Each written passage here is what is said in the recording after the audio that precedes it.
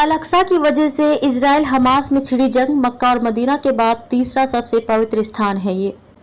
Israel और Hamas के हमले के बाद इजराइल ने युद्ध की घोषणा कर दी है। इजराइल में अब भी संघर्ष जारी है।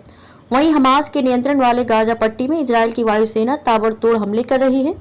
हमास के हमले में 900 से ज्यादा इजरायलियों की मौत हो चुकी है, तो वहीं हमास के 600 आतंकियों को इजरायली सेना ने ढेर कर दिया है। हमास के अधिकारियों ने कहा कि यह हमला अल-अक्सा मस्जिद पर चल रहे तनाव की वजह से हुआ है। इससे पहले साल 2021 में इजराइल और हमास के बीच 11 दिनों तक युद्ध लड़ा गया था।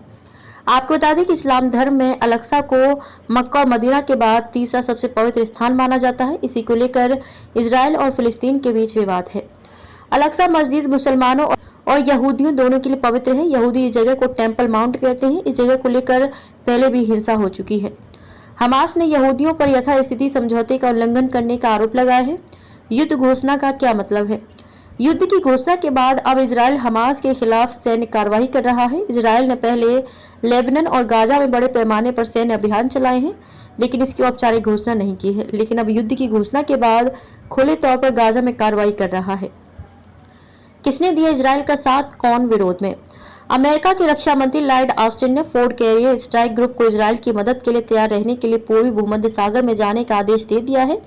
इस बेड़े में कई जहाज और युद्धक विमान शामिल हैं। जर्मनी, यूरोपीय संघ ने भी इजराइल का साथ दिया है। वहीं रूस और चीन ने कहा है कि इजराइल और फिलिस्तीन को बातचीत से मुद्दे को सुलझाना चाहिए। ईरान ने हमास का साथ दिया है। नागरिकों की सुरक्षा के लिए क्या किया जा रहा है? संयुक्त राष्ट्र ने कहा कि स्कूलों, आश्रय स्थलों में परिवर्तित में गांजा के विस्थापितों की संख्या लगभग 1,23,000 हो गई है। फिलिस्तीनी शरणार्थियों के लिए यूएन की एजेंसी UNRWA ने कहा कि विस्थापित परिवारों को आश्रय देने वाले स्कूलों और अन्य नागरिक बुनियादी ढांचे पर कभी भी हमला नहीं होना चाहिए।